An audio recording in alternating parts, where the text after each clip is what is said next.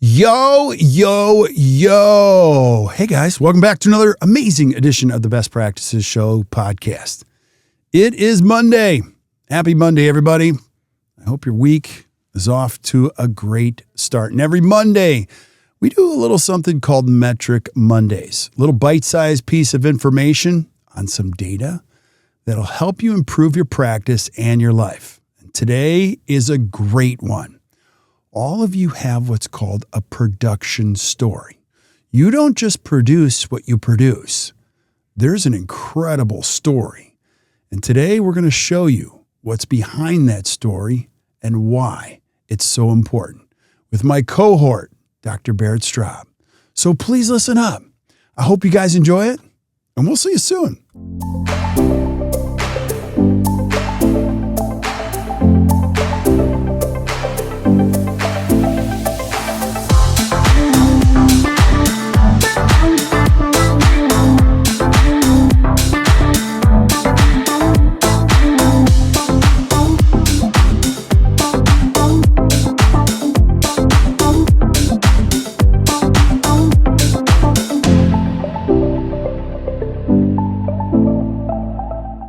Hey guys, welcome back to another amazing edition of the Best Practices Show podcast. You know, today is Monday.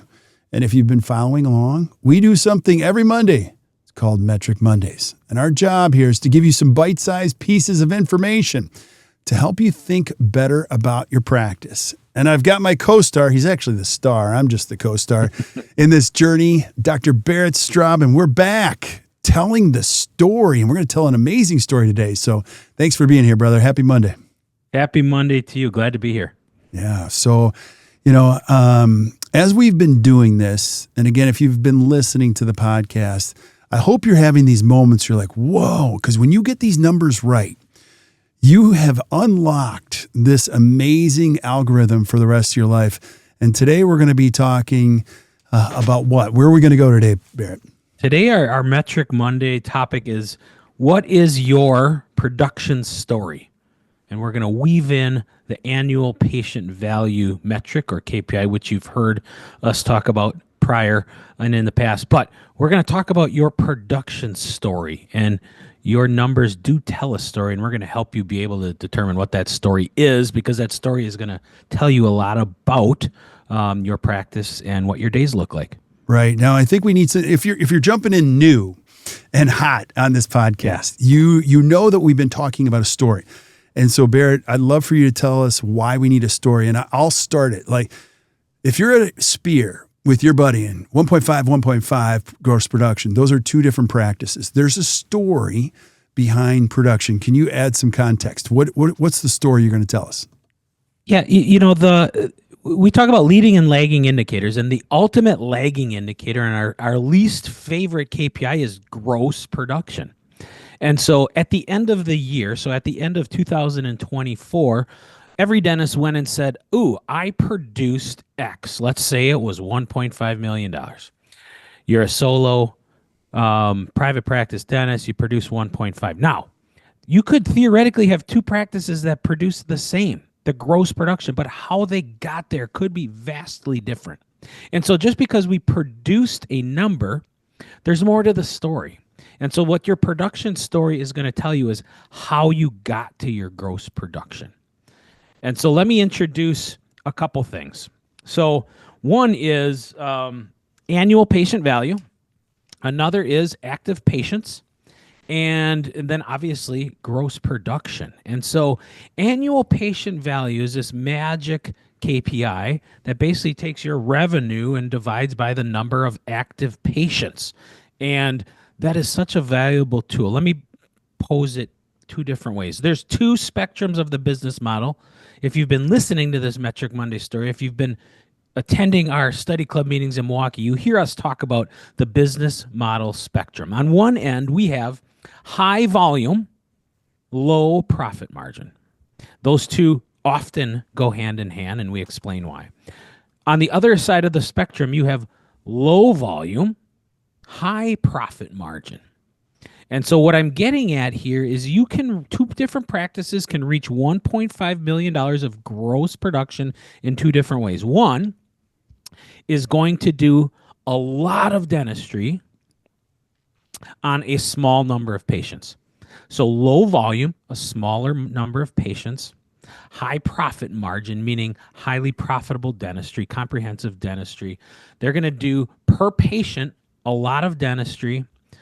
The other end of the spectrum is high volume, so a lot of patients, and we're going to do a little bit of dentistry. So a little bit of dentistry, 1 to 2 tooth dentists on a lot of patients, and we can get to 1.5 million. We're going to see a ton of patients.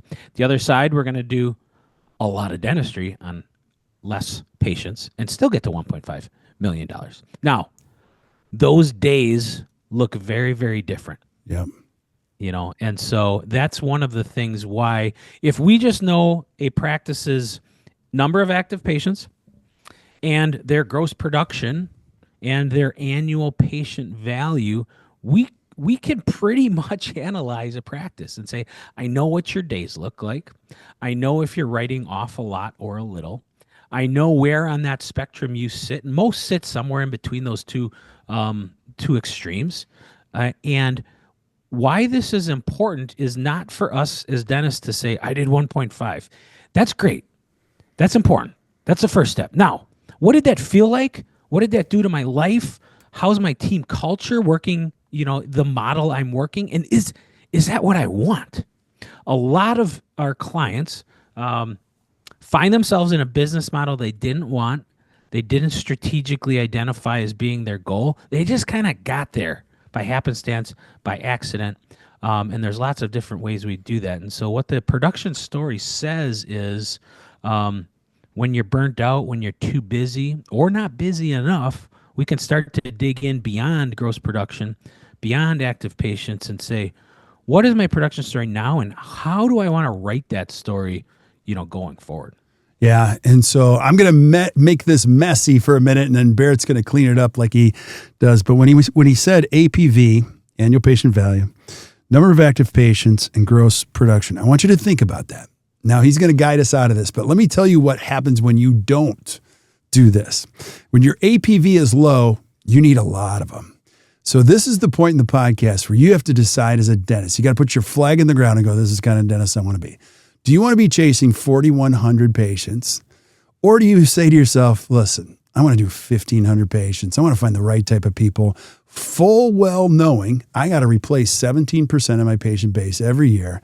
And these people are going to refer more of the same type of people. So, and you have to do that now, because if you don't, your practice will be flooded intentionally by the insurance companies of what you didn't want. And now you're going to be reverse engineering this. So I just made us messy. Barrett, guide us out of here. Yeah, I actually, you made it messy in a good way, because this is not straightforward. We have to get out of our mindset and just think for a minute.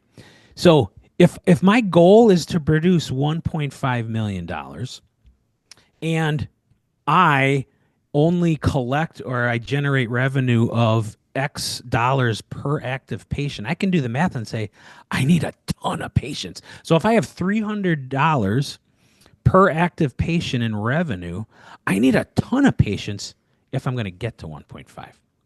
Now, the worst business model is low volume, low profit margin, right? Those are startups or businesses about to go out of business. And so the reason that we have high volume, lots of patients with a low profit margin is exactly what I'm talking about. I need to produce. I'm producing a little bit on each patient. And instead of raising the per patient amount of dentistry we do, I'm just going to get a bunch of patients. So think of the big churn and burn practices where they're, booking out years and months and doing a little bit of dentistry, and they're seeing a ton of patients. I got 72 new patients this month. I'm just churning through. The reason most people don't want to work at that pace. The reason they do is it's a simple numbers game. If I see less patients, I'm going to produce less. But if we're smart enough, we can say, if I do more per patient, if I raise my APV, if I raise my production per day production per hour, production per visit. If I collect more money per active patient, guess what? I don't need as many patients.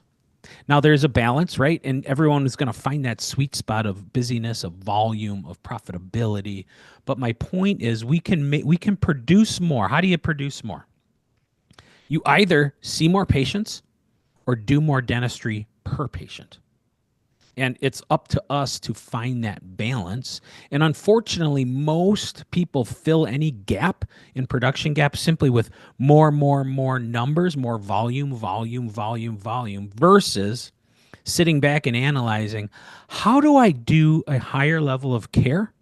How do I do a little bit more comprehensive dentistry on my 1,300 patients that I have? Why get 1,800 or 1,900 patients per full-time dentist if you could do the same amount of production or more and be more profitable doing it in 1,300? Yeah, so it's good. It's easier. It's more streamlined. It's simpler. But we have to, this could be a 4-hour podcast on differentiation and skills and all that. But, right, it's simple math. If we just think of how much do I want to produce? How many patients do I have? Therefore, how much revenue do I have to collect per that 1,500 patients and be able to do it? You can also reverse it and say, boy, I'd really love to raise my gross production. Great. Raise it by 20%. Is that even possible? Okay, well, I have 1,500 patients and my annual patient value is currently this. Does that math even work? And when it doesn't, you're going to say, well, I got two options. I can get a bunch more new patients and actually work faster, more volume, or I can say, what if I did a little more on those same 1,500 patients? Now my gross production goes up and I'm still only working my same 8 hours and I'm working a little less within those hours. So yeah, and this is where I'm just going to tell you, you're going to need the help of a good coach to help you think of it. And I'll throw in a couple, like Barrett and I can do a chart audit to whoever's listening to this. We can find $1 million worth of dentistry on the charts and the people that you already have. So there's an opportunity there. And also, I'm the less politically correct one. New patients are sometimes the worst. So like, if you have 100 new patients, I can already tell you a half of them probably aren't showing up, because we're booking them out so far. And why are they coming to you? Because they found you in an ad, they found you on insurance. So these are just good questions you have to ask yourself. And I'll leave with one last thing and then we'll do countermeasures and wrap up. But Barrett, I think you would agree, like whatever your production story is, learn your story. And it doesn't have to be perfect. Like you might be listening to this going, okay, I got 2,100 patients and my APV isn't that high. If you improve your story and you start learning about the story, you're going to be amazed by how much better your practice is month over month, quarter over. You don't need to go to perfect and you don't need to get out of network. You just got to improve that story month over month. Would you agree? Yeah, absolutely.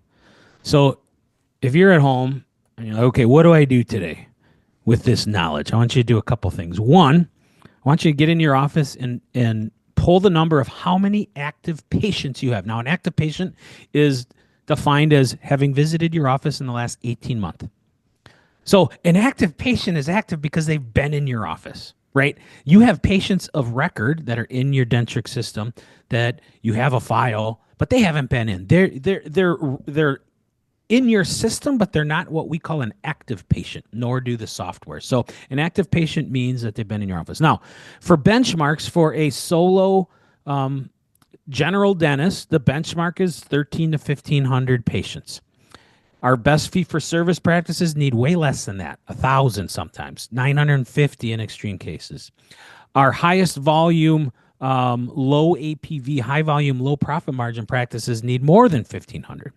Upwards of 18, 19, sometimes 2,000 per full-time equivalent. So you can do the math. If you have 3 partners, you just times that by 3. That'd be, the benchmark would be 4,500 patients. So 1, how many active patients do you have? And number 2, just kind of roughly do the math. Like, oh my gosh, I've got to see all those patients if they're going to remain active. How many days am I planning to work this year? And if you're planning to work less than last year, you will be busier in those days than you were last year, unless you're going to reduce your active patients, right? This is just simple math. So if you're like, I'm running too fast already, I want to work a few less days, but no, I'm still going to produce more. We have a math/behavioral challenge. The math doesn't work. Okay. Now, the other side of that is then saying, okay, what's my APV? Meaning, how much revenue do I collect per patient? Now, you could do the math and say, but what would happen if my APV went up by $100 per patient? Now you could say, you could do the math and say, I need less patients now. So now you have this two-pronged approach. Like every time I do more dentistry, every time I raise my annual patient value, I decrease this pressure of getting new patients. I decrease this pressure of needing to see all these people. Because what happens when you have 1,923 active patients per dentist, you can't take many vacations. Mm-hmm. Because how many times have we heard this, Kirk? Like, I have to see all these people. I have to serve all these people. They're booked out 7, 8, 9 months in hygiene. I can't take a vacation. And then the next step is what?